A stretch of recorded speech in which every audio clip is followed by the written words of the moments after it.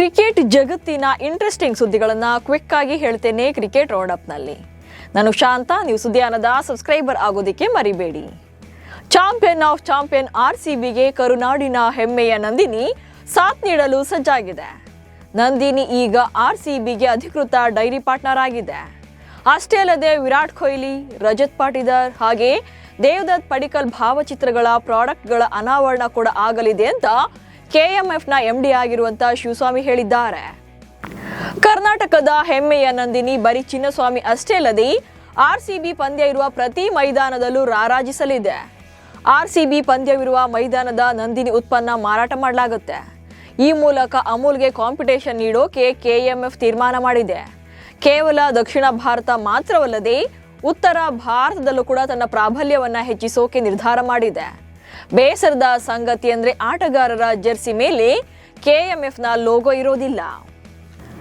RCB ಅಭಿಮಾನಿಗಳು ಪಂದ್ಯಕ್ಕೂ ಮೊದಲೇ ಬೇಸರ ವ್ಯಕ್ತಪಡಿಸಿದ್ದಾರೆ. ಯಾಕಂದ್ರೆ ಉದ್ಘಾಟನಾ ಪಂದ್ಯದ ಜೊತೆಗೆ RCBಯ ಮೊದಲ ಪಂದ್ಯ ನೋಡೋಕೆ ಕಾಯ್ತಾ ಇದ್ದ ಅಭಿಮಾನಿಗಳಿಗೆ ನಿರಾಸೆಯಾಗಿದೆ.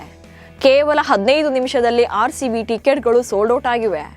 ಟಿಕೆಟ್ ಬಿಡುಗಡೆಗೊಂಡ ಕೇವಲ 15 ನಿಮಿಷಗಳಲ್ಲಿ ಎಲ್ಲಾ ಟಿಕೆಟ್ಸ್ ಮಾರಾಟವಾಗಿವೆ. ಇದರಿಂದ ಕಳೆದೊಂದು ವರ್ಷದಿಂದ ಕಾಯ್ತಾ ಇದ್ದಂಥ ಅಭಿಮಾನಿಗಳಿಗೆ ನಿರಾಸೆಯಾಗಿದೆ. ಅಥವಾ ಫ್ರಾಂಚೈಸಿಯೇ ಬ್ಲಾಕ್ ಮಾಡಿ ದುಬಾರಿ ಬೆಲೆಗೆ ಟಿಕೆಟ್ಗಳನ್ನು ಮಾರಿಕೊಳ್ತಿದ್ಯಾ ಅಂತ ಕಿಡಿಕಾರಿದ್ದಾರೆ. ಮಾರ್ಚ್ 28ಕ್ಕೆ ಬೆಂಗಳೂರಿನಲ್ಲಿ ಉದ್ಘಾಟನಾ ಪಂದ್ಯ ನಡೆಯಲಿದೆ. ಮೊದಲ ಪಂದ್ಯದಲ್ಲಿ RCB ಹಾಗೆ SRH ತಂಡಗಳು ಮುಖಾಮುಖಿಯಾಗಲಿವೆ. ಪಂದ್ಯದ ಆರಂಭಕ್ಕೂ ಮುನ್ನ ಚಿನ್ನಸ್ವಾಮಿ ಕ್ರೀಡಾಂಗಣ ಹಾಗೆ ಗೇಟ್ಗಳಿಗೆ ವಿಶೇಷ ಪೂಜೆ ಮಾಡಲಾಗಿದೆ. ಕರ್ನಾಟಕ ರಾಜ್ಯ ಕ್ರಿಕೆಟ್ ಸಂಸ್ಥೆ ಚಿನ್ನಸ್ವಾಮಿ ಕ್ರೀಡಾಂಗಣದಲ್ಲಿ ಗಣಹೋಮ ಸೇರಿದಂತೆ ವಿಶೇಷ ಪೂಜೆ ಮಾಡಿಸಿದೆ. ಕ್ರೀಡಾಂಗಣದ ಒಳಗಡೆ ಹಾಗೆ ಕ್ರೀಡಾಂಗಣದ ಪ್ರಮುಖ ಗೇಟ್ಗಳಿಗೆ ಪೂಜೆ ಮಾಡಲಾಗಿದೆ. ಪಂಚ ಅರ್ಚಕರು ವಿಶೇಷ ಪೂಜೆ ಸಲ್ಲಿಸಿದ್ದಾರೆ. ಟೀಮ್ ಇಂಡಿಯಾದ ಸ್ಟಾರ್ ಬ್ಯಾಟ್ಸ್ಮನ್ ರಿಂಕು ಸಿಂಗ್ಗೆ KKR ಫ್ರಾಂಚೈಸಿ ಪ್ರಮೋಷನ್ ನೀಡಿದೆ. ಕೋಲ್ಕತ್ತಾ ನೈಟ್ ರೈಡರ್ಸ್ ರಿಂಕು ಸಿಂಗ್ ಅವರನ್ನ ತಂಡದ ಉಪನಾಯಕನನ್ನಾಗಿ ನೇಮಕ ಮಾಡಿದೆ. KKR ವ್ಯವಸ್ಥಾಪಕ ನಿರ್ದೇಶಕ ವೆಂಕಿ ಈ ಬಗ್ಗೆ ಅಧಿಕೃತವಾಗಿ ಘೋಷಣೆ ಮಾಡಿದ್ದಾರೆ. ರಿಂಕು ಸಿಂಗ್ 2018ರಿಂದ ನಮ್ಮ ತಂಡಕ್ಕೆ ಸೇರಿದ್ರು. ಅಂದಿನಿಂದ ತಂಡದಲ್ಲಿ ನಿಯಮಿತವಾಗಿ ಆಡ್ತಾ ಇದ್ದಾರೆ. ಈಗ ವೈಸ್ ಕ್ಯಾಪ್ಟನ್ ಆಗಿ ಅಜಿಂಕ್ಯ ರಹಾನೆ ಅವರೊಂದಿಗೆ ತುಂಬಾ ಹತ್ತಿರದಿಂದ ಕೆಲಸ ಮಾಡ್ತಾರೆ ಎಂದಿದ್ದಾರೆ. ಇಂಗ್ಲೆಂಡ್ ತಂಡದ ಬ್ಯಾಟ್ಸ್ಮನ್ ಬೆನ್ ಡಕೆಟ್ ಡೆಲ್ಲಿ ಕ್ಯಾಪಿಟಲ್ಸ್ ತಂಡಕ್ಕೆ ಕೈಕೊಟ್ಟಿದ್ದಾರೆ. ಬೆನ್ ಡಕೆಟ್ ಈ ಬಾರಿಯ IPLನಿಂದ ಹೊರಗುಳಿಯೋಕೆ ನಿರ್ಧಾರ ಮಾಡಿದ್ದಾರೆ.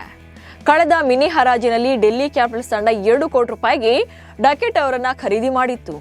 ಡಕೆಟ್ ಈ ನಿರ್ಧಾರದಿಂದಾಗಿ ಅವರಿಗೆ 2 ವರ್ಷಗಳ ಬ್ಯಾನ್ ಶಿಕ್ಷೆ ಆಗುವಂತ ಸಾಧ್ಯತೆ ಇದೆ.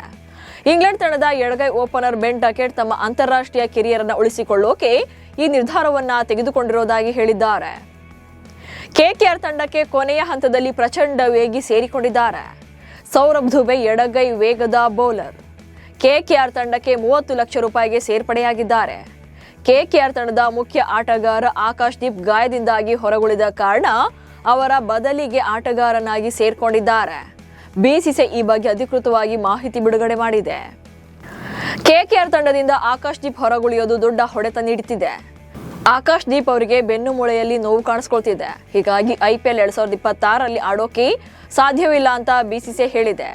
ಆಕಾಶ್ ದೀಪ್ ಅವರನ್ನ ಕಳೆದ ಡಿಸೆಂಬರ್ 2025ರಲ್ಲಿ ನಡೆದ IPL ಮಿನಿ ಆಕ್ಷನ್ನಲ್ಲಿ KKR ತಂಡ 1 ಕೋಟಿ ರೂಪಾಯಿ ನೀಡಿ ಖರೀದಿ ಮಾಡಿತ್ತು.